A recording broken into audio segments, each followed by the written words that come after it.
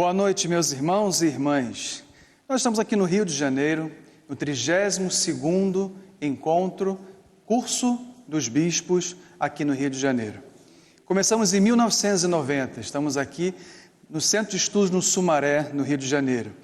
E nesta casa, onde aconteceram tantos eventos, 2 papas se hospedaram aqui, primeiro o Papa João Paulo II, por 2 vezes, Papa Francisco, na ocasião da jornada, e já um Papa, podemos dizer, que era em potência, que era o Cardeal Ratzinger, que iniciou o primeiro curso para bispos organizado pela Arquidiocese do Rio de Janeiro. Nós estamos aqui na 32ª edição. Nesse diálogo com os bispos, nesse programa, nós vamos desse tema no curso anual para os bispos, abordar novas comunidades e a evangelização hoje.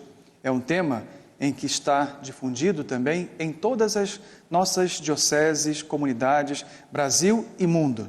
E nós vamos entender um pouquinho hoje, você sabe o que é uma nova comunidade? Não é somente um surgimento de uma capela, de uma comunidade, mas o que significa esse termo espiritualmente, teologicamente, doutrinariamente, para a igreja, essa novidade, novas comunidades, que não é tão novidade, mas para muitos ainda é um pouco desconhecido. E para abordar esse tema hoje, no diálogo com os bispos aqui no Centro de Estudos do Sumaré, nós temos alguns convidados que eu gostaria então de trazer aqui. Dom Orani João Tempesta, arcebispo, cardeal do Rio de Janeiro. Dom Wellington Queiroz, bispo da Diocese Cristalândia em Tocantins. E Moisés Azevedo, fundador da comunidade Shalom. Então, boa noite a todos os nossos convidados aqui presentes. Podemos nos sentar? Boa noite. E para falar um pouquinho, então, gostaria de perguntar logo de início ao nosso cardeal, antes de falarmos um pouquinho sobre as novas comunidades, falar um pouquinho sobre o curso anual de bispo para bispos, organizado pela Arquidiocese do Rio de Janeiro, que tem uma história longa, tem uma grande colaboração nesta formação também perene e constante dos bispos no Brasil. Esse curso anual para os bispos do Brasil, aqueles que estão nos vendo e ouvindo pela Rede Vida, nossa boa noite, nossa alegria de poder estar com vocês, começou com Dom Eugênio Salles, Dom Eugênio Araújo Salles, em 1990, em julho de 1990, quando convidou o Cardeal Ratzinger, então Cardeal Ratzinger, para vir dar as palestras e as conferências. Era uma busca de refletir sobre alguns assuntos importantes com os bispos do Brasil, assim como de recebê-los aqui no Sumaré, aqui no Rio de Janeiro, para uma semana de descanso também, sem grandes preocupações de resoluções ou de soluções, mas sim de partilhas, né? Então, Dom Eugênio começou em 1990 e de lá para cá são 32 cursos para os bispos, estamos no 32º. Durante 2 anos não tivemos o curso, um ano após o Cardeal Ratzinger, porque foi no metade do ano, não houve, e quando do Papa que veio para aparecer também não houve. Então, na verdade, nós tivemos ininterrupto praticamente o curso para os bispos. Inclusive tivemos, na época dos 50 anos do Concílio Vaticano II, 5 anos sobre o concílio de 2011 a 2015, justamente sobre os vários documentos do Concílio Vaticano II, aproveitando bem os vários especialistas, né? Então, com isso, nós tivemos assim Dom Eugênio Salles, Dom Eusébio continuou com o curso, né, quando ele foi arcebispo aqui do Rio de Janeiro, e agora nós continuamos também, estamos no 32º. Dom Wellington, que é bispo da Diocese Cristalândia em Tocantins, participou das novas diretrizes gerais da ação evangelizadora no Brasil na última Assembleia Geral da CNBB. No 4º Congresso Mundial dos Movimentos Eclesiais das Novas Comunidades em Roma, em 1998, o nosso saudoso São João Paulo II compreendeu os movimentos e comunidades como uma resposta providencial suscitada pelo Espírito Santo para esses dramáticos desafios atuais, os desafios que nós enfrentamos todos os dias, essas novas inspirações. O que seriam esses movimentos na igreja? Podemos dizer, o que seriam essas novas comunidades que tantas vezes ouvimos dizer, falar na igreja pelo Brasil inteiro? Então, seria uma longa explicação, mas a gente tem que partir de alguns pressupostos, não é? o que é a igreja, né? Quem faz parte da igreja. A igreja é formada e nós temos um conceito que é o conceito de povo de Deus. Esse povo de Deus ele é formado pelos bispos, é formado pelos padres, é formado pelas religiosos e pelos leigos. Durante muito tempo na igreja, a missão de evangelizar, ela foi assumida, digamos assim, de uma forma muito intensa por parte do clero. Não é? Então, a nossa igreja tem quase 2000 anos. Então, o clero, os padres, os bispos, são os grandes evangelizadores. Viajam, vão a novas terras para anunciar Jesus, para levar as pessoas a conhecê-lo e a se converterem. Mas a igreja vai amadurecendo e ela começa a perceber em um determinado momento a importância dos leigos, a importância de todos os batizados. E ela começa a perceber que a missão de evangelizar é a missão de todos. E não é a igreja, algumas pessoas, mas é o próprio Espírito que vai suscitando isso no coração da igreja e das pessoas. Então, nessa fase de amadurecimento, começa a surgir na igreja, além dos padres que evangelizam, dos bispos que evangelizam, começam os leigos a dizerem, mas eu também posso ser um evangelizador, eu também posso anunciar esse Jesus, eu vivo e eu anuncio. Não é? Nesse contexto surgem movimentos, que são movimentos eclesiais, quer dizer, fazem parte da igreja, e são movimentos formados por leigos.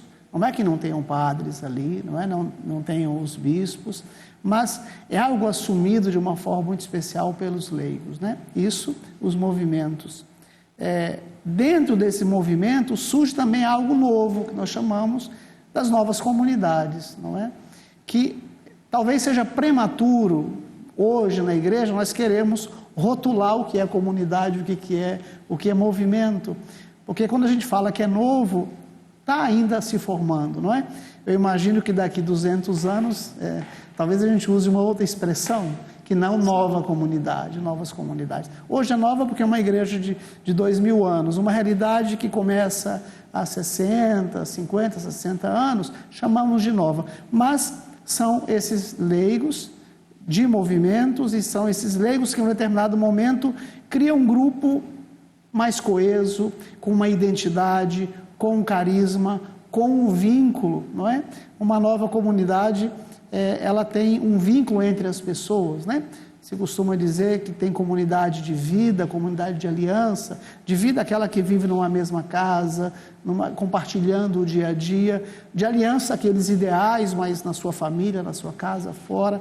Mas a distinção, se é que a gente possa fazer uma distinção entre movimentos e essas comunidades, é que essas novas comunidades, elas têm um estatuto, elas têm uma norma, elas têm um carisma, elas têm um projeto de evangelização. Mas na base, tanto dos movimentos quanto das novas comunidades, nós temos essa consciência do cristão de que eu devo viver a minha fé e devo anunciar esse Jesus, não é? Anunciar de uma forma mais radical, mais compromissada, mais comprometida.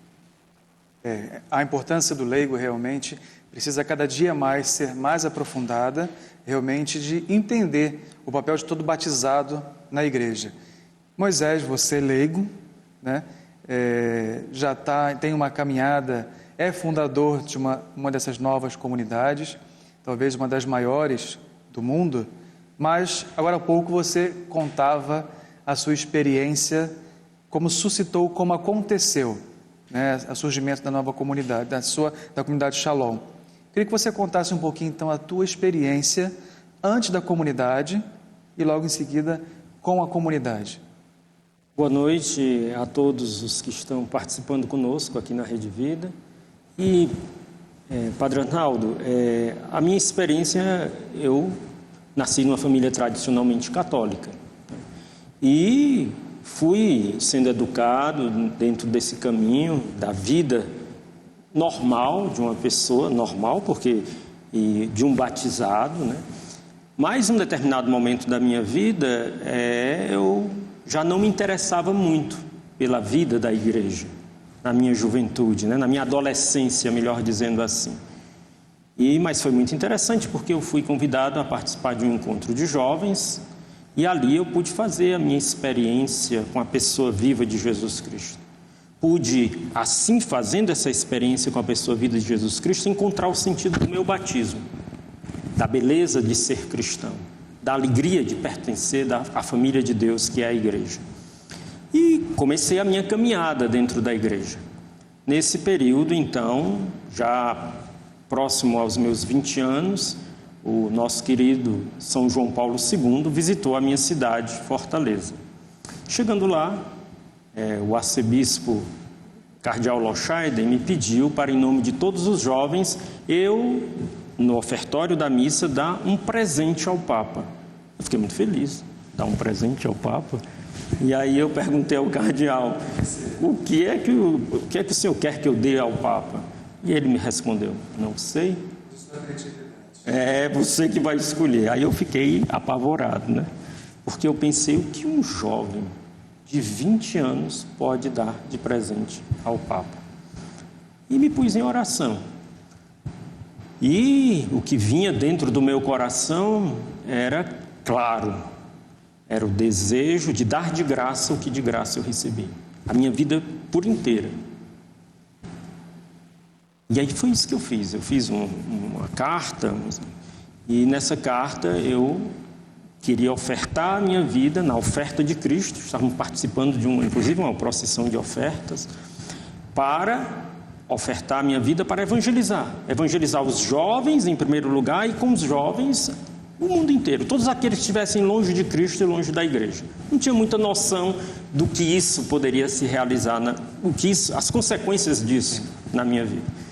E aquele momento diante de São João Paulo II foi muito forte, foi muito marcante.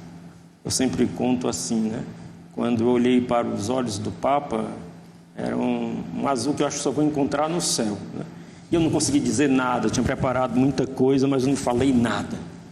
E aí o Papa me olhou, eu entreguei a carta, ele me abençoou, me abraçou, como assim, ali aquele abraço e aquela bênção para mim, não já era muito o abraço de São João Paulo II, mas não era só, era o abraço da igreja, e era o abraço do próprio Cristo, como dizendo, eu recebo a tua oferta. Eu saí dali e não sabia bem, eu sabia que tinha recebido uma graça que era muito maior do que eu, mas não sabia bem o que fazer. E aí, pouco a pouco, em oração, eu fui tendo uma inspiração meio maluca, assim, né? Por que não fazer uma pizzaria para evangelizar, uma lanchonete para evangelizar aqueles jovens que nunca iriam à igreja, que nunca entrariam talvez numa missa? E 2 anos depois nasceu aquele centro de evangelização, Shalom, e os jovens começaram a vir, e eles começaram a dizer para mim, eu também quero ofertar minha vida como você ofertou. Eu confesso que eu fiquei bem assustado com isso, mas eu pude reconhecer que aquilo dali, eu fui compreendendo que Nosso Senhor estava nos dando um carisma, que era algo que eu nunca pensei na vida, nunca pensei em fundar nada. Não foi um plano humano nascido da minha cabeça, foi algo maior do que eu. E dali nasceu aquilo que hoje nós chamamos Comunidade Católica Shalom. Eu gostaria muito, você que está nos acompanhando agora, nós estamos fazendo um diálogo com os bispos e também com Moisés, que não é bispo, né? Mas tem uma certa, sobretudo, autoridade numa comunidade, representar uma comunidade grande no mundo inteiro. Nós estamos hoje fazendo esse encontro aqui diretamente do Sumaré, você que está acompanhando a partir de agora, juntamente nesse 32º curso anual para os bispos, organizado pela Arquidiocese do Rio de Janeiro. Esse ano nós temos quase, talvez um pouco menos de 80 bispos, ou seja, várias dioceses presentes aqui no Centro de Estudo Sumaré para refletir sobre as novas comunidades e a evangelização hoje. E pergunto mais uma vez, então, ao nosso querido cardeal Dom Urani. O senhor é pastor de uma cidade com grandes desafios, que é o Rio de Janeiro. Cada realidade no Brasil tem o seu desafio próprio, cada cidade, cada diocese. E uma cidade como o Rio de Janeiro, que um pouco mais de 7 milhões de habitantes, só a capital.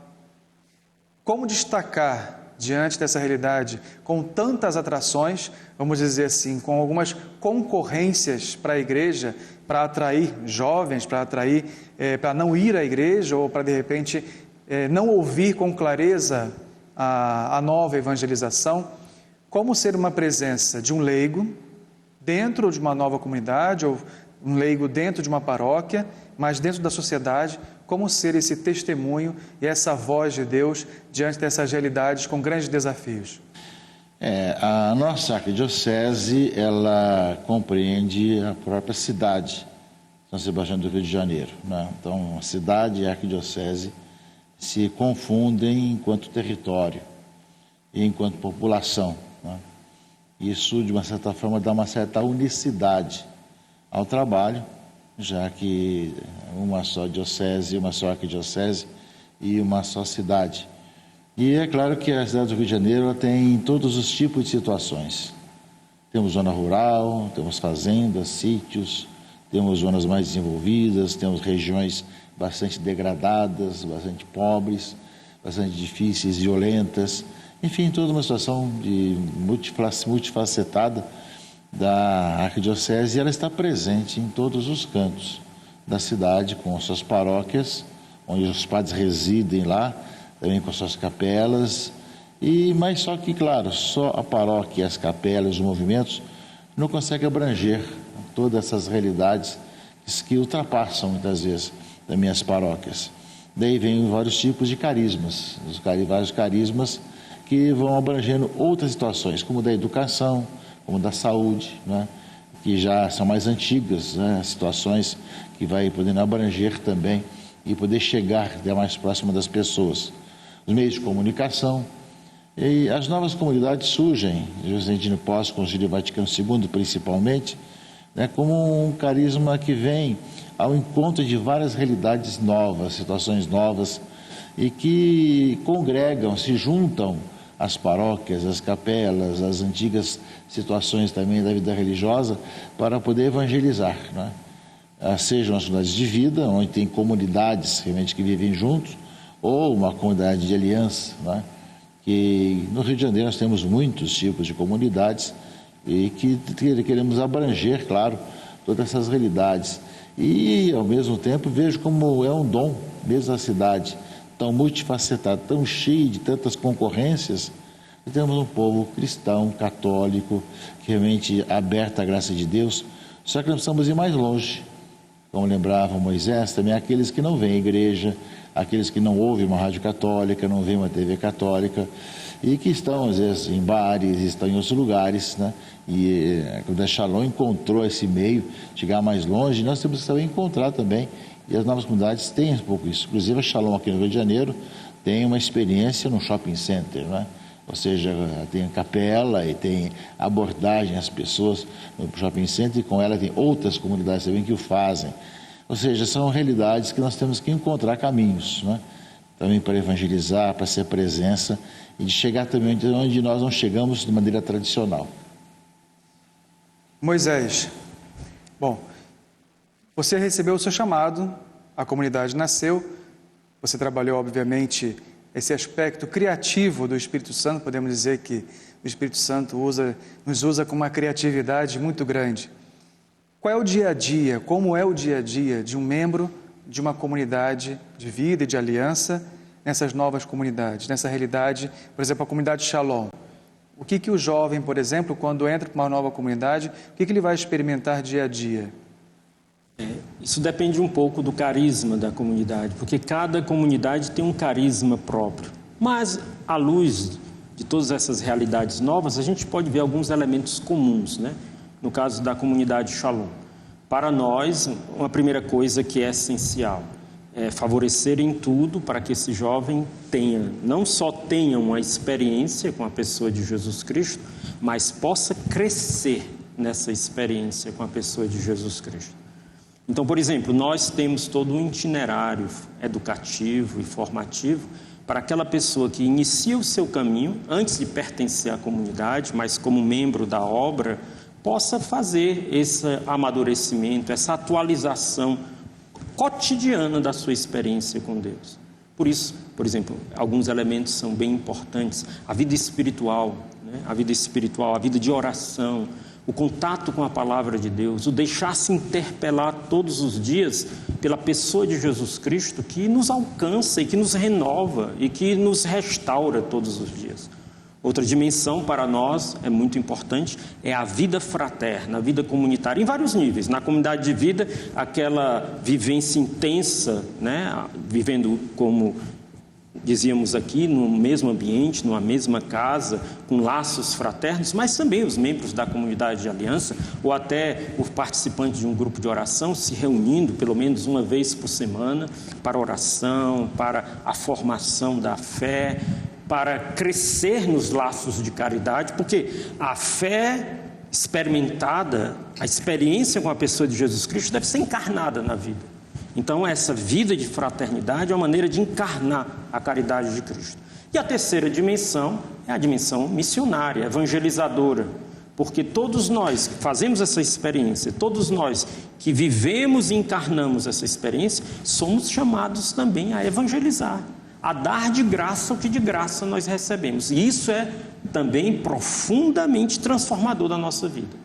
A evangelização, o serviço, é que nos dá, vamos dizer assim, um testemunho crível de que nós fizemos realmente uma experiência com Deus. Porque não ficamos ensimesmados em nós mesmos, mas saímos de nós mesmos em direção aos outros. Então essa vida, no nosso caso da comunidade Shalom, essa vida de contemplação, de unidade, de evangelização, que é uma vida de oferta de vida em Cristo, por Cristo, com Cristo e em Cristo, é um dos sinais que são bem presentes. E eu acredito que é um caminho de e para a felicidade.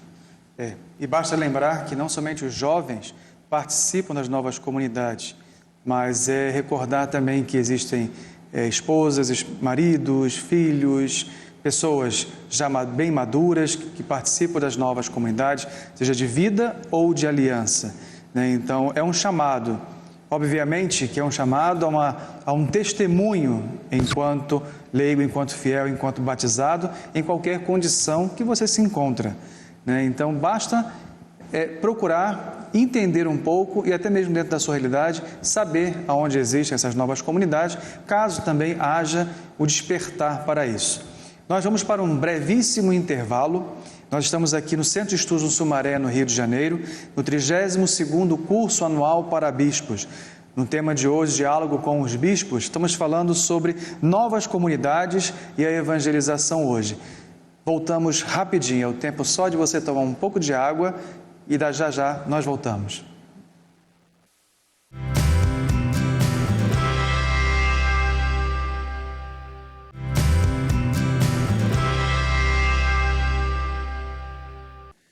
Boa noite, meus irmãos e irmãs. Nós estamos aqui no Rio de Janeiro, no 32º encontro, curso dos bispos aqui no Rio de Janeiro. Começamos em 1990, estamos aqui no Centro de Estudos no Sumaré, no Rio de Janeiro. E nesta casa, onde aconteceram tantos eventos, 2 papas se hospedaram aqui, primeiro o Papa João Paulo II, por 2 vezes, Papa Francisco, na ocasião da jornada, e já um Papa, podemos dizer, que era em potência, que era o cardeal Ratzinger, que iniciou o primeiro curso para bispos organizado pela Arquidiocese do Rio de Janeiro. Nós estamos aqui na 32ª edição. Nesse diálogo com os bispos, nesse programa, nós vamos desse tema no curso anual para os bispos, abordar novas comunidades e a evangelização hoje. É um tema em que está difundido também em todas as nossas dioceses, comunidades, Brasil e mundo. E nós vamos entender um pouquinho hoje, você sabe o que é uma nova comunidade? Não é somente um surgimento de uma capela, de uma comunidade, mas o que significa esse termo espiritualmente, teologicamente, doutrinariamente, para a igreja, essa novidade, novas comunidades, que não é tão novidade, mas para muitos ainda é um pouco desconhecido. E para abordar esse tema hoje, no diálogo com os bispos aqui no Centro de Estudos do Sumaré, nós temos alguns convidados que eu gostaria então de trazer aqui. Dom Orani João Tempesta, arcebispo, cardeal do Rio de Janeiro. Dom Wellington Queiroz, bispo da Diocese Cristalândia em Tocantins. E Moisés Azevedo, fundador da comunidade Shalom. Então, boa noite a todos os nossos convidados aqui presentes. Podemos nos sentar? Boa noite. E para falar um pouquinho, então, gostaria de perguntar logo de início ao nosso cardeal, antes de falarmos um pouquinho sobre as novas comunidades, falar um pouquinho sobre o curso anual de bispo para bispos, organizado pela Arquidiocese do Rio de Janeiro, que tem uma história longa, tem uma grande colaboração nesta formação também perene e constante dos bispos no Brasil. Esse curso anual para os bispos do Brasil, aqueles que estão nos vendo e ouvindo pela Rede Vida, nossa boa noite, nossa alegria de poder estar com vocês, começou com Dom Eugênio Salles, Dom Eugênio Araújo Salles, em 1990, em julho de 1990, quando convidou o cardeal Ratzinger, então cardeal Ratzinger, para vir dar as palestras e as conferências. Era uma busca de refletir sobre alguns assuntos importantes com os bispos do Brasil, assim como de recebê-los aqui no Sumaré, aqui no Rio de Janeiro, para uma semana de descanso também, sem grandes preocupações de resoluções ou de soluções, mas sim de partilhas, né? Então, Dom Eugênio começou em 1990 e de lá para cá são 32 cursos para os bispos, estamos no 32º. Durante 2 anos não tivemos o curso, um ano após o cardeal Ratzinger, porque foi no metade do ano, não houve, e quando do Papa que veio para aparecer também não houve. Então, na verdade, nós tivemos ininterrupto praticamente o curso para os bispos. Inclusive tivemos, na época dos 50 anos do Concílio Vaticano II, 5 anos sobre o concílio de 2011 a 2015, justamente sobre os vários documentos do Concílio Vaticano II, aproveitando bem os vários especialistas, né? Então, com isso, nós tivemos assim Dom Eugênio Salles, Dom Eusébio continuou com o curso, né, quando ele foi arcebispo aqui do Rio de Janeiro, e agora nós continuamos também, estamos no 32º. Dom Wellington, que é bispo da Diocese de Cristalândia, em Tocantins, participou das novas diretrizes gerais da ação evangelizadora no Brasil na última Assembleia Geral da CNBB. No 4º Congresso Mundial dos Movimentos Eclesiais das Novas Comunidades em Roma, em 1998, o nosso saudoso São João Paulo II compreendeu os movimentos e comunidades como uma resposta providencial suscitada pelo Espírito Santo para esses dramáticos desafios atuais, os desafios que nós enfrentamos todos os dias, as novas inspirações. O que seriam esses movimentos na igreja? Podemos dizer, o que seriam essas novas comunidades que tantas vezes ouvimos dizer, falar na igreja pelo Brasil inteiro? Então, seria uma longa explicação, mas a gente tem que partir de alguns pressupostos, não é? O que é a igreja? Quem faz parte da igreja? A igreja é formada e nós temos um conceito que é o conceito de povo de Deus. Esse povo de Deus ele é formado pelos bispos, é formado pelos padres, é formado pelas religiosas e pelos leigos. Durante muito tempo na igreja, a missão de evangelizar, ela foi assumida, digamos assim, de uma forma muito intensa por parte do clero, não é? Então, a nossa igreja tem quase 2000 anos. Então, o clero, os padres, os bispos são os grandes evangelizadores. Viajam, vão a novas terras para anunciar Jesus, para levar as pessoas a conhecê-lo e a se converterem. Mas a igreja vai amadurecendo e ela começa a perceber em um determinado momento a importância dos leigos, a importância de todos os batizados. E ela começa a perceber que a missão de evangelizar é a missão de todos. E não é a igreja, algumas pessoas, mas é o próprio Espírito que vai suscitando isso no coração da igreja e das pessoas. Então, nessa fase de amadurecimento, começa a surgir na igreja, além dos padres que evangelizam, dos bispos que evangelizam, começam os leigos a dizerem, mas eu também posso ser um evangelizador, eu também posso anunciar esse Jesus, eu vivo e eu anuncio, não é? Nesse contexto surgem movimentos, que são movimentos eclesiais, quer dizer, fazem parte da igreja, e são movimentos formados por leigos. Não é que não tenham padres ali, não tenham os bispos, mas é algo assumido de uma forma muito especial pelos leigos, né? Isso, os movimentos. Dentro desse movimento surge também algo novo, que nós chamamos das novas comunidades, não é? Que talvez seja prematuro, hoje na igreja, nós queremos rotular o que é comunidade, o que é movimento, porque quando a gente fala que é novo, está ainda se formando, não é? Eu imagino que daqui 200 anos, talvez a gente use uma outra expressão, que não nova comunidade, novas comunidades. Hoje é nova porque é uma igreja de 2000 anos, uma realidade que começa há 60, 50, 60 anos, chamamos de nova, mas são esses leigos de movimentos e são esses leigos que em um determinado momento criam um grupo mais coeso, com uma identidade, com um carisma, com um vínculo, não é? Uma nova comunidade, ela tem um vínculo entre as pessoas, né? Se costuma dizer que tem comunidade de vida, comunidade de aliança, de vida aquela que vive numa mesma casa, compartilhando o dia a dia, de aliança aqueles ideais, mas na sua família, na sua casa, fora. Mas a distinção, se é que a gente possa fazer uma distinção entre movimentos e essas comunidades, é que essas novas comunidades, elas têm um estatuto, elas têm uma norma, elas têm um carisma, elas têm um projeto de evangelização. Mas na base, tanto dos movimentos quanto das novas comunidades, nós temos essa consciência do cristão de que eu devo viver a minha fé e devo anunciar esse Jesus, não é? Anunciar de uma forma mais radical, mais compromissada, mais comprometida. A importância do leigo realmente precisa cada dia mais ser mais aprofundada, realmente de entender o papel de todo batizado na igreja. Moisés, você leigo, né? Tem uma caminhada, é fundador de uma dessas novas comunidades, talvez uma das maiores do mundo, mas agora há pouco você contava a sua experiência, como suscitou, como aconteceu, né, o surgimento da nova comunidade, da comunidade Shalom. Queria que você contasse um pouquinho, então, a tua experiência antes da comunidade e logo em seguida com a comunidade. Boa noite a todos os que estão participando conosco aqui na Rede Vida.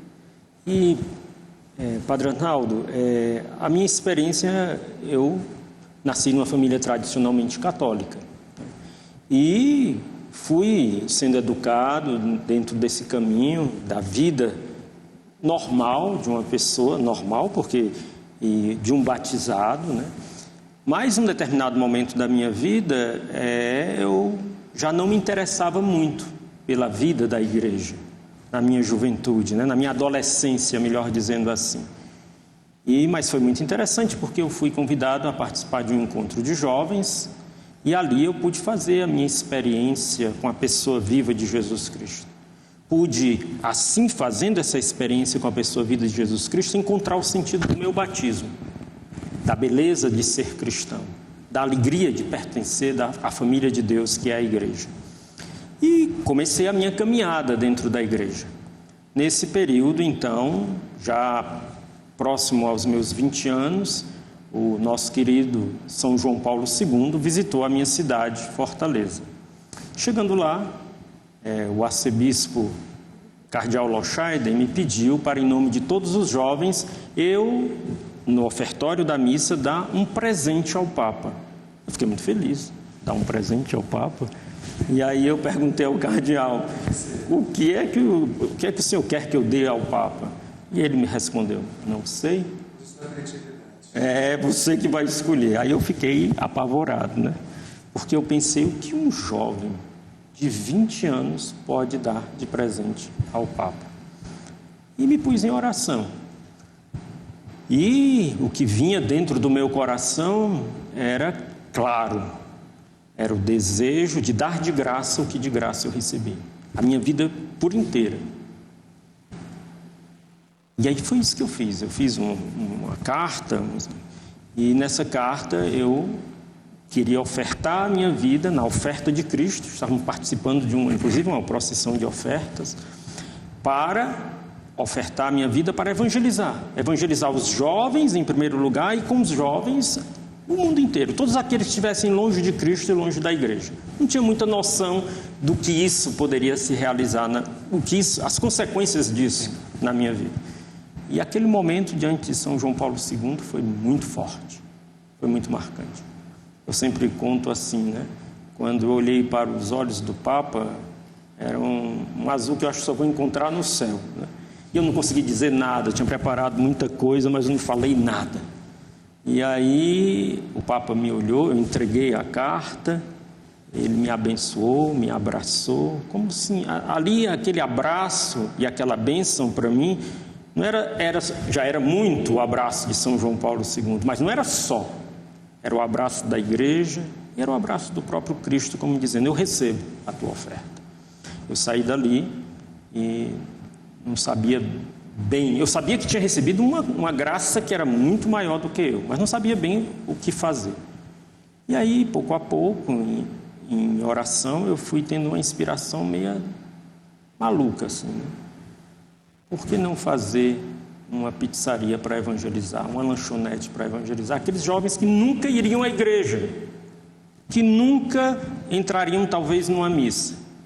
E 2 anos depois, nasceu aquele centro de evangelização, Shalom, e os jovens começaram a vir, e eles começaram a dizer para mim, eu também quero ofertar minha vida como você ofertou.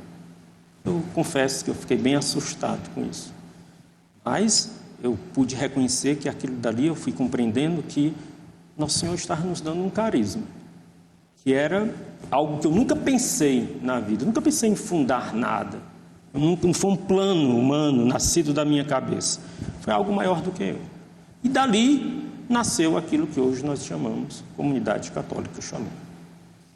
Eu gostaria muito, você que está nos acompanhando agora, nós estamos fazendo um diálogo com os bispos e também com Moisés, que ele não é bispo, né? Mas tem uma certa, sobretudo, autoridade numa comunidade, representar uma comunidade grande no mundo inteiro. Nós estamos hoje fazendo esse encontro aqui diretamente do Sumaré, você que está acompanhando a partir de agora, juntamente nesse 32º curso anual para os bispos, organizado pela Arquidiocese do Rio de Janeiro.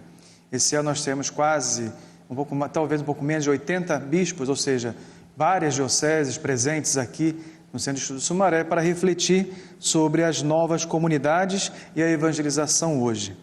E pergunto mais uma vez, então, ao nosso querido cardeal Dom Orani. O senhor é pastor de uma cidade com grandes desafios, que é o Rio de Janeiro. Cada realidade no Brasil tem o seu desafio próprio, cada cidade, cada diocese. E uma cidade como o Rio de Janeiro, que um pouco mais de 7 milhões de habitantes, só a capital.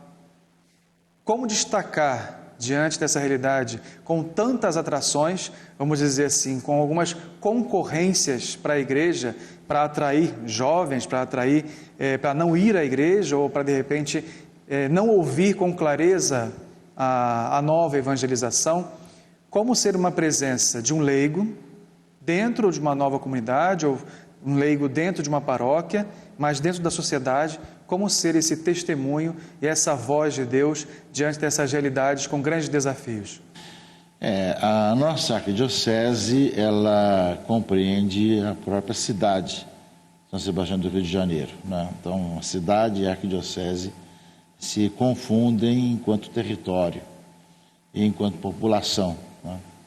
Isso, de uma certa forma, dá uma certa unicidade ao trabalho, já que uma só diocese, uma só arquidiocese e uma só cidade. E é claro que a cidade do Rio de Janeiro ela tem todos os tipos de situações. Temos zona rural, temos fazendas, sítios, temos zonas mais desenvolvidas, temos regiões bastante degradadas, bastante pobres, bastante difíceis, violentas. Enfim, toda uma situação multifacetada da arquidiocese, e ela está presente em todos os cantos da cidade, com suas paróquias, onde os padres residem lá, também com suas capelas, mas só que, claro, só a paróquia, as capelas, os movimentos, não conseguem abranger todas essas realidades que ultrapassam, muitas vezes, também as paróquias. Daí vem vários tipos de carismas, vários carismas que vão abrangendo outras situações, como da educação, como da saúde, né? Que já são mais antigas, né? Situações que vai podendo abranger também e poder chegar até mais próximo das pessoas. Os meios de comunicação e as novas comunidades surgem, justamente no pós-Concílio Vaticano II, principalmente, né? Como um carisma que vem ao encontro de várias realidades novas, situações novas, e que congregam, se juntam as paróquias, as capelas, as antigas situações também da vida religiosa, para poder evangelizar, né? Sejam as comunidades de vida, onde tem comunidades realmente que vivem juntos, ou uma comunidade de aliança, né? Que no Rio de Janeiro nós temos muitos tipos de comunidades e que queremos abranger, claro, todas essas realidades. E, ao mesmo tempo, vejo como é um dom, mesmo a cidade tão multifacetado, tão cheio de tantas concorrências, temos um povo cristão, católico, realmente aberto à graça de Deus, só que nós precisamos ir mais longe. Como lembrava Moisés, também aqueles que não vêm à igreja, aqueles que não ouvem uma rádio católica, não veem uma TV católica, e que estão, às vezes, em bares, estão em outros lugares, né? E a Comunidade Shalom encontrou esse meio, chegar mais longe, nós temos que saber encontrar também, e as novas comunidades têm um pouco isso. Inclusive a Shalom aqui no Rio de Janeiro tem uma experiência no shopping center, né? Ou seja, tem capela e tem abordagem às pessoas no shopping center, e com ela tem outras comunidades também que o fazem. Ou seja, são realidades que nós temos que encontrar caminhos, né? Também para evangelizar, para ser presença e de chegar também onde nós não chegamos de maneira tradicional. Moisés, bom, você recebeu o seu chamado, a comunidade nasceu, você trabalhou, obviamente, esse aspecto criativo do Espírito Santo, podemos dizer que o Espírito Santo nos usa com uma criatividade muito grande. Qual é o dia a dia, como é o dia a dia de um membro de uma comunidade de vida e de aliança nessas novas comunidades, nessa realidade, por exemplo, a comunidade Shalom? O que o jovem, por exemplo, quando entra para uma nova comunidade, o que ele vai experimentar dia a dia? Isso depende um pouco do carisma da comunidade, porque cada comunidade tem um carisma próprio. Mas, à luz de todas essas realidades novas, a gente pode ver alguns elementos comuns, né? No caso da comunidade Shalom. Para nós, uma primeira coisa que é essencial é favorecer em tudo para que esse jovem não só tenha uma experiência com a pessoa de Jesus Cristo, mas possa crescer nessa experiência com a pessoa de Jesus Cristo. Então, por exemplo, nós temos todo um itinerário educativo e formativo para aquela pessoa que inicia o seu caminho, antes de pertencer à comunidade, mas como membro da obra, possa fazer esse amadurecimento, essa atualização cotidiana da sua experiência com Deus. Por isso, por exemplo, alguns elementos são bem importantes. A vida espiritual, né? A vida de oração, o contato com a palavra de Deus, o deixar-se interpelar todos os dias pela pessoa de Jesus Cristo, que nos alcança e que nos renova e que nos restaura todos os dias. Outra dimensão para nós é muito importante, é a vida fraterna, a vida comunitária, em vários níveis. Na comunidade de vida, aquela vivência intensa, né? Vivendo como dizíamos aqui, no mesmo ambiente, numa mesma casa, com laços fraternos, mas também os membros da comunidade de aliança, ou até os participantes de um grupo de oração, se reunindo pelo menos uma vez por semana para oração, para a formação da fé, para crescer nos laços de caridade, porque a fé experimentada, a experiência com a pessoa de Jesus Cristo deve ser encarnada na vida. Então, essa vida de fraternidade é uma maneira de encarnar a caridade de Cristo.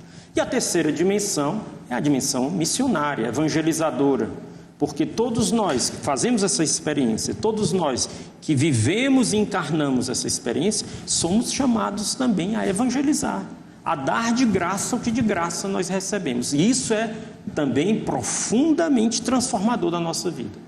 A evangelização, o serviço, é que nos dá, vamos dizer assim, um testemunho crível de que nós fizemos realmente uma experiência com Deus. Porque não ficamos ensimesmados em nós mesmos, mas saímos de nós mesmos em direção aos outros. Então essa vida, no nosso caso da comunidade Shalom, essa vida de contemplação, de unidade, de evangelização, que é uma vida de oferta de vida em Cristo, por Cristo, com Cristo e em Cristo, é um dos sinais que são bem presentes. E eu acredito que é um caminho de e para a felicidade. E basta lembrar que não somente os jovens participam das novas comunidades, mas recordar também que existem esposas, maridos, filhos, pessoas já bem maduras, que participam das novas comunidades, seja de vida ou de aliança, né? Então, é um chamado, obviamente que é um chamado a um testemunho enquanto leigo, enquanto fiel, enquanto batizado, em qualquer condição que você se encontra, né? Então, basta procurar entender um pouco e até mesmo dentro da sua realidade, saber aonde existem essas novas comunidades, caso também haja o despertar para isso. Nós vamos para um brevíssimo intervalo. Nós estamos aqui no Centro de Estudos no Sumaré, no Rio de Janeiro, no 32º curso anual para bispos. No tema de hoje, Diálogo com os Bispos, estamos falando sobre novas comunidades e a evangelização hoje. Voltamos rapidinho, é o tempo só de você tomar um pouco de água e já já nós voltamos.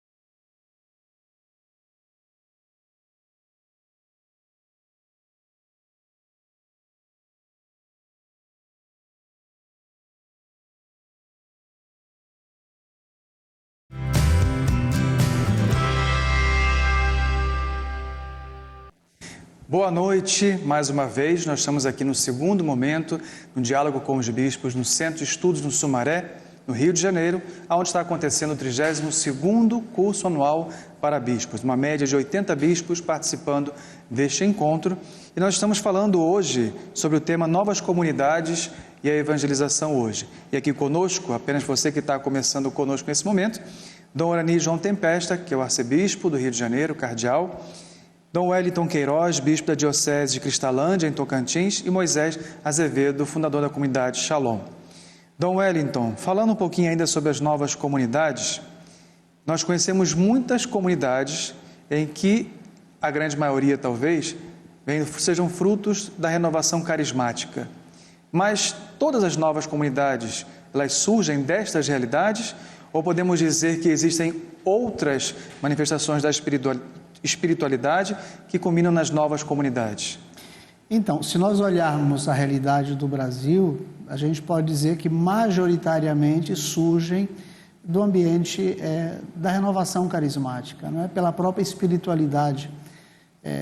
O Papa João Paulo II, me recordo de ler um texto em que ele fala que nas novas comunidades existe uma redescoberta do espírito, né? A redescoberta da dimensão pneumatológica da nossa fé. Então, sim, em grande parte, mas não necessariamente. Nós temos outras comunidades do Brasil e no mundo que nascem de outras espiritualidades. Mas tem um ponto em comum a todas essas comunidades, que é um caminho de conversão. E um caminho de conversão onde aquela pessoa que funda ou aquela pessoa que participa de uma comunidade adquire uma consciência de que não é apenas, não vai viver a fé apenas para si, quer dizer, ela precisa anunciar. E aí isso é uma chamada de atenção muito grande às vezes para os nossos fiéis, não é? Não quero dizer que todos os fiéis católicos tenham que participar de uma nova comunidade, mas nós sabemos que muitos dos nossos fiéis vivem a fé para si apenas, não é? Quer dizer, eu acredito, eu vou à igreja, eu vou à missa, eu rezo, eu colaboro de alguma forma, eu volto para minha casa e tenho a minha vida como sempre, não é? Para alguns cristãos, para alguns católicos que passam por um caminho de conversão, como foi a história que Moisés contou há pouco, quer dizer, é preciso algo mais, eu quero algo mais. E esse algo mais é uma vivência radical da fé, renunciar a tudo aquilo que eu percebo que afasta da vivência da fé, aquilo que é contrário aos ensinamentos de Jesus. E nesse amor que eu adquiro por Jesus, eu digo, eu preciso levar isso a outros, né? Eu preciso anunciar. Aquilo que a Aparecida nos fala, o documento de Aparecida, o ser discípulo e missionário, né? Não é possível dissociar o seguidor e o anunciador, quer dizer, o seguidor autêntico, necessariamente, ele é um anunciador de Jesus. E não é possível anunciá-lo sem segui-lo, sem viver a fé. Então, as comunidades nascem desse caminho de conversão profunda, não é? E tem uma particularidade bonita das comunidades, talvez Moisés possa até aprofundar isso, que é a capacidade que ela tem muitas vezes de resgatar e trazer pessoas que estão totalmente afastadas, não afastadas simplesmente da igreja, mas afastadas do próprio Cristo, não é? A gente conhece comunidades que conseguem atrair a pessoa que está no vício da droga, totalmente desligado da vida familiar, totalmente desequilibrado na sua vida afetiva, e essas pessoas muitas vezes encontram naquele caminho de conversão, no apoio de uma comunidade, encontram uma vida nova. Então, voltando à tua pergunta, não é só do ambiente de renovação, mas pela própria dimensão da renovação, que é essa dimensão do espírito, do louvor, da oração fervorosa, que é muito, muito característica, é favorável a brotar essas comunidades ali. O Espírito às vezes toca de repente na nossa vida e o Espírito é o alarme, o Espírito é esse alarme realmente que às vezes dispara na nossa vida para a gente ficar atento. Moisés dizia um pouco antes assim, eu não pensava em ser fundador. Não vamos excluir que alguém possa pensar em ser fundador, porque é possível, alguém possa acordar e dizer, mas eu gostaria de fundar uma comunidade, né? Não necessariamente não está certo. Mas geralmente não se pensa nisso, é uma obra que começa pequena, né? Começa com um pequeno grupo que reúne, que faz uma oração. E se a gente vai olhar a história da igreja, se a gente vai olhar as grandes congregações, os institutos religiosos, também começaram com pequenos grupos e grupos despretensiosos, né? Talvez uma das histórias mais conhecidas de São Francisco, não é? O que é Francisco, né? Reconstruiu uma capelinha lá no campo, porque ouviu de um crucifixo dizendo, reconstrói minha igreja. Ele não entendia o que significava reconstruir, mas um pequeno grupo que se reúne com um objetivo específico. Essas comunidades, elas são isso hoje na igreja, né? E são um sinal de esperança. A nossa igreja é uma igreja de diversidade, é uma igreja de constante renovação. Se ela não fosse uma igreja de renovação, ela não estaria viva há 2000 anos. É porque ela consegue se adaptar, ela consegue se renovar e consegue encontrar novos caminhos. Fiel a Cristo, fiel à doutrina, fiel ao magistério da igreja, mas ela vai sempre se renovando, encontrando uma forma nova de anunciar Jesus para um mundo novo, um anúncio diferenciado. E as comunidades são um belo exemplo disso.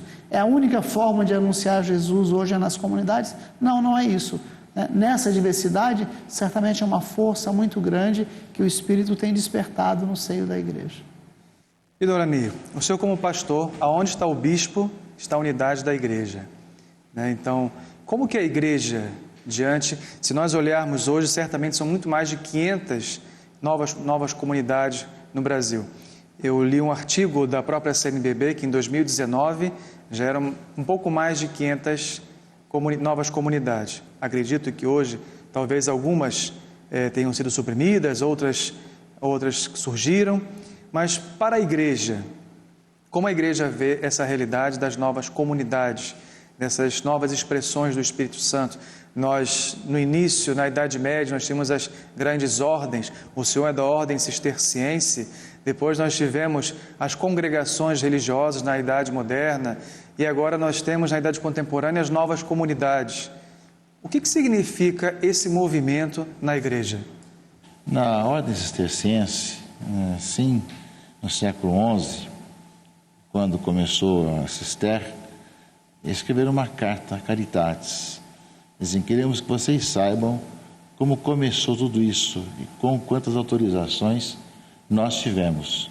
E fala dos bispos e de todas as autorizações que teve para fundar um novo mosteiro ali em Citeaux, não é?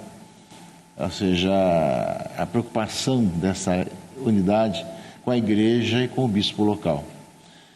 Cabe um pouco a nós, justamente bispos, o discernimento de acompanhar não só as novas comunidades, mas tudo o que acontece na diocese, na arquidiocese. São tantas situações, tantos carismas que aparecem, e cabe a nós vermos se são sinais de Deus, se aparece ali a graça do Senhor, se é alguma coisa simplesmente do coração da pessoa ou não. E por isso o bispo tem que ter esse acompanhamento, conhecer a comunidade, visitá-la e ajudando nesse discernimento para confirmar depois o carisma com um decreto, formando, etc., porque justamente é uma grande responsabilidade. Porque, claro que a comunidade tem o seu próprio carisma, deve viver seu carisma, mas unido à igreja, né? Nessa caminhada como igreja. E aí está justamente nossa caminhada como igreja, de ver a ação do Espírito Santo que vai renovando a igreja, despertando novos carismas, e a cada época surgem novas situações. As novas comunidades são situações recentes, em comparação a outras do passado. Inclusive, muita coisa nem está no dito canônico, muita coisa não estava ainda prevista para o dito canônico daquilo que são as atividades e a organização das novas comunidades. A igreja vai acompanhando e depois vai fazendo as leis necessárias para organizar aquilo que vai surgindo pela ação do Espírito. Primeiro vem o carisma, primeiro vem aquilo que o Espírito suscita. Depois, claro, quando se institucionaliza, a igreja vai organizando e vai também falando daquilo que significa as leis canônicas e tudo mais. Começando pelo bispo, que vai discernindo, né? Faz parte um pouco daquilo que é do carisma do bispo, né? Da unidade, de poder ver o que está acontecendo, se o sinal de Deus está aparecendo. Eu me recordo quando comecei a fazer o meu discernimento vocacional para ser padre, no início surge um pouco de medo, né? Mas não é possível que está falando comigo, né? Não é possível que está me chamando. Até que depois você começa a amadurecer, você vai deixando o medo e você começa a fazer todo um percurso de discernimento. Você procura um padre, né? Você começa um diálogo, sempre baseado na oração também, para tentar ouvir cada vez mais o que Deus quer. E na igreja, como nós estamos vendo aqui agora, das novas comunidades, congregações religiosas, que não é que uma vai suprir, terminar com a outra, mas é uma continuidade, porque a igreja é um corpo vivo, né? Como deve ser, então, a atitude, não só de um jovem, Moisés, de um pai de família, de uma mãe de família, enfim, ou para quem quer ser, de repente, consagrado, mas não vê a vocação, de repente, sacerdotal ou religiosa, como devem ser os primeiros passos dentro até mesmo de uma paróquia, dentro de uma comunidade, ou de repente fora de qualquer instituição religiosa, mas começa a sentir um certo chamado. Como devem ser os primeiros passos? Padre, uma coisa que eu gostaria de ressaltar é que o Espírito Santo, alguns padres dizem que ele é a juventude da igreja. Por quê? Porque ele está continuamente rejuvenescendo a igreja. E é por isso compreensível a gente ver estes carismas que vão acontecendo, que vão desabrochando na vida da igreja, em cada tempo da vida da igreja. Porque em cada tempo é necessário atualizar o mistério de Cristo para que ele possa alcançar os homens desse tempo. E para alcançar os homens desse tempo, para Nosso Senhor começar coisas novas, ele chama pessoas. Essas pessoas, elas não são maiores, elas não são melhores do que ninguém. Elas são simplesmente chamadas por Deus em vista de todos, em vista de muitos outros. E é exatamente isso quando acontece Deus chamar alguém para iniciar uma coisa nova. Pela minha experiência própria, eu posso garantir para você que eu nunca podia imaginar que Deus estava me chamando. Existia uma inquietação dentro de mim. Uma inquietação de seguir a Jesus Cristo, de viver o Evangelho, de evangelizar, de ir ao encontro daqueles que estão mais distantes e de uma maneira particular, que eu nem fui compreendendo direito na hora, foi acontecendo. E na medida que os passos iam sendo dados, eu fui compreendendo, olhando um pouco para trás e procurando olhar para a minha história com um olhar de fé, eu fui entendendo que Deus estava nos chamando a uma vocação, a um carisma. Mas é muito importante, pelo menos para mim, foi muito importante o olhar exterior. Por isso, a presença dos pastores ao lado de alguém que está tendo uma inspiração de alguma coisa nova. Porque muitas vezes a gente pode ter uma inspiração que não vem do Espírito Santo, vem às vezes da nossa boa vontade humana, vem às vezes do nosso desejo, ou outras realidades, outras inspirações. Eu tive a grande graça de me procurar muito o auxílio dos meus bispos, né? Dos bispos que me acompanharam. No início do Aloysio Loscheider, né?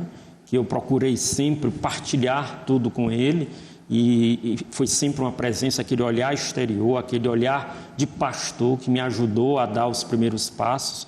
Depois, Dom Cláudio Umes, que foi alguém que confirmou, através assim do reconhecimento diocesano, os nossos estatutos, como a igreja, dizendo, realmente, isso que vocês vivem é algo que vem de Deus, é um dom do Espírito Santo. E, finalmente, Dom José Antônio, nosso atual arcebispo de Fortaleza, que acompanhou e acompanha a comunidade até os dias de hoje. Os pastores foram e são uma segurança, a segurança da igreja, de que aquilo que nós vivemos é realmente um dom do Espírito. E, finalmente, na nossa experiência, porque a comunidade teve uma difusão maior, então o reconhecimento pontifício, quando em 2007, através do Pontifício Conselho para os Leigos, nós tivemos o reconhecimento, ou seja, a igreja dizendo, isso realmente é um dom do Espírito, que não diz respeito só a vocês mesmos, nem só à igreja de uma diocese, mas ao mundo inteiro, a dimensão universal da igreja. Os pastores é um sinal muito importante de confirmação daquilo que é autenticamente do Espírito. E Dom Wellington, existe uma oposição entre, por exemplo, um membro de uma comunidade e um membro de uma pastoral numa paróquia? Uma coisa anula a outra, ou são duas coisas que se complementam? Ou são duas realidades diferentes? Então, nós somos uma igreja da diversidade de carismas, né? Já na época de Paulo, ele falava de um corpo formado por muitos membros. Quando Paulo diz aquilo, quando Paulo escreve, faz aquela reflexão, é porque algo não estava certo, nem todos estavam vendo daquela forma, não é? Havia às vezes oposição, às vezes concorrência, então ele vai escrever e dizer, olha, vocês têm que se respeitar na diversidade. É nessa diversidade que esse corpo cresce, se forma, se fortalece, não é? Então, olhando para o coração humano, pode acontecer numa comunidade de ter alguma rivalidade entre uma comunidade ou outra, entre uma pastoral e um movimento, mas isso é do coração humano, da fraqueza humana, não é do propósito desses vários grupos, porque esses vários grupos se unem e um fortalece o outro no trabalho de evangelização, não é? Então, é um sinal de amadurecimento de uma pessoa, de uma paróquia, esse respeito aos seus vários membros, à diversidade, aos vários grupos. A gente se junta, temos momentos diferentes, reuniões diferentes, carismas diferentes, mas nessa grande força, nessa força de evangelização. Pegando um pouquinho um gancho no que Moisés falou um pouquinho antes, porque alguém pode estar nos ouvindo e dizendo assim, bom, mas quais são os passos para eu fundar uma comunidade, né? Ou estou vendo esses comentários agora, e o que eu precisaria para fundar uma comunidade? E também os passos para entrar, para tentar discernir o que Deus me chama, né? A igreja tem uma coisa bonita, Dorani falava que nós não temos ainda todas as normas definidas, né? O direito canônico fala de associações de fiéis, não é? E a igreja fala do direito de se associar, não é? Quer dizer, qualquer fiel, ele tem o direito de se reunir com outros fiéis para ler a palavra de Deus, para estudar, para rezar e para fazer algum trabalho de evangelização. Quer dizer, eu como bispo, eu como padre, não posso proibir alguém de se associar, não é? Mas uma coisa é a pessoa se reunir, se associar, e a outra coisa é essa associação, esse grupo, ser reconhecido pela igreja como alguém que fala em nome da igreja, não é? A igreja tem a sua doutrina, tem o seu magistério, e quando ela dá o microfone, digamos assim, a voz, alguém para falar em seu nome, ela precisa ter um mínimo de garantia de que esse grupo, essa pessoa, vai falar a doutrina correta. Um padre que faz a homilia no domingo, ele se preparou, ele se formou, e nós esperamos que ele vai ter um discurso de acordo com a doutrina e o magistério da igreja. Então, direito de associar-se, sim, mas é preciso chegar um momento em que a igreja, nesse discernimento que Moisés falava dos pastores, diz, não, realmente essa comunidade tem uma estrutura, tem uma vida, tem um testemunho, e a partir de agora nós vamos reconhecer essa comunidade como uma comunidade da nossa diocese, né? A gente fala de reconhecimento diocesano, reconhece os estatutos, né? Para o bispo reconhecer esses estatutos, ele vai dar uma lida nos estatutos, vai ver se está tudo certo, não é? Às vezes a pessoa não é por má vontade, mas ela coloca certas regras que de repente a gente avalia, bom, deveria ser algo diferente, não sei se Moisés teve alguma adaptação no estatuto inicialmente, então a igreja vai propor isso. Aquele grupo que tem o direito de se associar não é obrigado a aceitar as orientações do bispo, só que nesse caso não vai ser reconhecido como diocesano. Damos a liberdade para aquele grupo continuar se reunindo. Chega um momento de maturidade, de certo número de membros, em que a igreja vai dizer, vamos fazer o reconhecimento diocesano agora dessa comunidade. Mas aí entra uma questão, bom, e reconhecimento diocesano e reconhecimento pontifício, mas qual é a diferença, né? Quando existe um reconhecimento diocesano, eu tenho aquele pastor, aquele bispo local que acompanha essa comunidade, não é? Não é que fiscaliza, que está olhando, mas que acompanha no sentido de ajudar, de apoiar, de orientar.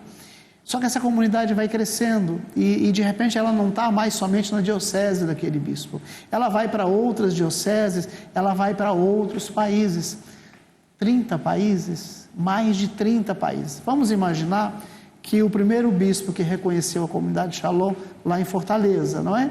Então eu estou acompanhando a comunidade Shalom aqui, mas de repente ela está em 30 países. Como que o bispo de Fortaleza vai acompanhar? Ele não é possível. Aí chega o momento de dizer, eu gostaria e preciso de um reconhecimento pontifício, porque a partir daí a igreja sediada em Roma, não é? O Papa, a Santa Sé, tem muito mais possibilidades de acompanhar essa comunidade.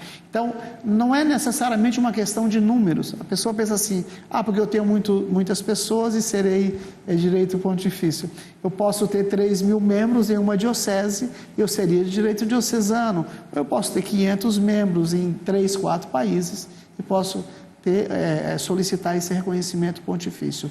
Mas na base de tudo, a gente não pode esquecer, não é? Passa pela conversão de vida, passa pelo amor a Jesus, dizer, eu quero viver uma vida diferente, senão não tem sentido pensar em fundar uma comunidade, não é? Eu fundo à medida que eu ouvindo essas moções do Espírito e essa minha vida começa a atrair outras pessoas, né? Os jovens lá na lanchonete diziam, mas eu quero também viver como você está vivendo, né? A conversão, ela é possível pelo anúncio, pela palavra, mas converte é o testemunho de vida, não é? Então, o testemunho de vida nessas comunidades tem um poder fundante, não é? É a partir dali que a comunidade é fundada, a partir do momento que são autênticos discípulos e anunciadores de Jesus. E voltando aqui ao curso dos bispos, Dona Ney, esse é o 32º curso para os bispos. Como nós falamos no início, o primeiro curso teve as conferências do nosso querido Papa Bento XVI, que na época era o cardeal Ratzinger, prefeito da Congregação para a Doutrina da Fé. E nesse encontro que nós estamos fazendo agora, nesse curso dos bispos, nesse 32º ano, nós trouxemos também, a Arquidiocese trouxe renomados e pessoas totalmente conhecedoras desse aspecto das novas comunidades, do âmbito doutrinário, canônico, e também do aspecto da testemunha, né? Aqueles que participam e vivem concretamente essas realidades. Como é, então, o senhor poderia até falar às pessoas que estão participando conosco de modo especial, e como é organizar e pensar por que surgiu esse tema das novas comunidades? Bom, o tema surgiu no encontro, no curso para os bispos do ano passado, que foi online. E os assuntos começaram a pipocar nas perguntas e saíram algumas questões, alguns questionamentos sobre as novas comunidades, né? Algumas questões positivas, alguns questionamentos, e depois a comissão, o Joel faz parte da coordenação da comissão, quando fomos decidir qual seria o tema desse 32º encontro, achamos que sobre as novas comunidades, de estudar, como surgiram, ter algumas experiências delas aqui no Rio de Janeiro. Claro que não é possível trazer todas as experiências das novas comunidades do Brasil e do mundo, então são 3 ou 4, mas nós vamos ter, justamente, de um lado, fundadores de comunidade, um dos quais Moisés, que vai expor um pouco a comunidade, a mais antiga, ou de Giovanni, que é muito mais recente. Teremos bispos, que estarão conversando sobre esse assunto também de relacionamento com as novas comunidades nas suas dioceses. Teremos a exposição de um trabalho específico, no caso, as novas comunidades, evangelizando o shopping center, ou seja, as pessoas nesse local tão próprio de compra, venda, de refeição, etc., de gastronomia, existe muito aqui no Rio de Janeiro. Ou seja, como que evangelizam, além de outros aspectos. Temos aquelas que evangelizam os pobres, aquelas que evangelizam os hospitais, enfim, aquelas que trabalham com recuperação de pessoas adictas, enfim, esses vários aspectos aí. Então, de uma certa forma, nós tivemos que pensar algumas experiências, e claro que no decorrer do curso para os bispos, muitas perguntas irão trazendo também outras realidades, que nós não conseguimos colocar tudo dentro da programação. Vem justamente o prefeito da Justamente de Castério, com família, vida, e leigos, que é o cardeal Farrell, que vai dar uma palestra sobre esse assunto, sobre as novas comunidades. Temos o ex-secretário também desse de Castério, hoje, que ele é superior geral dos padres de Schoenstatt, Padre Aui, então, que tem uma boa experiência e é carioca, aqui do Rio de Janeiro. Tijucano. Tijucano ainda. Tijucano. Pois é, irá também falar sobre então dessas pessoas. Temos também o diretor da Universidade de Santa Croce, de Roma, que é mais canonista, sobre questões canônicas, dito canônico, que já passou o dia de hoje todo, de manhã até à tarde, passou com as novas comunidades lá no auditório do seminário, e tivemos quase 200 pessoas ali, das novas comunidades, participando das suas palestras sobre carisma, instituição, como é que se pertence a uma nova comunidade, as várias questões canônicas, etc. Ele até comentava comigo agora à tarde que, devido às perguntas, ele pediu para fazer um relatório das perguntas, que ele teria que voltar uma outra vez para continuar os assuntos. Tantos foram os assuntos que saíram hoje, nas várias perguntas, ficaram o dia todo, das 9 da manhã até as 5:30 da tarde, ali falando sobre esse assunto das novas comunidades. Ele fará duas conferências aqui. Teremos também o bispo auxiliar Dom Catelã, que vai falar sobre a questão da teologia, da pastoral, das novas comunidades. Dom Joel, que está coordenando todas as questões também sobre vários surgimentos. O Dom Roberto Lopes, que é o nosso vigário episcopal para essa área também, falar sobre como surgem as novas comunidades. Então, vários aspectos, claro que não se consegue abranger todos os aspectos, mas dá para pensar alguns aspectos, tanto práticos como também teóricos desse acontecimento, não sei como chamar esse evento, que são as novas comunidades, que o Espírito Santo suscitou na igreja. Cabe a nós discernirmos, e é bom que a gente possa conhecer, valorizar cada vez mais esse dom de Deus, dom do Espírito Santo nas novas comunidades, e ajudá-las a crescer cada vez mais.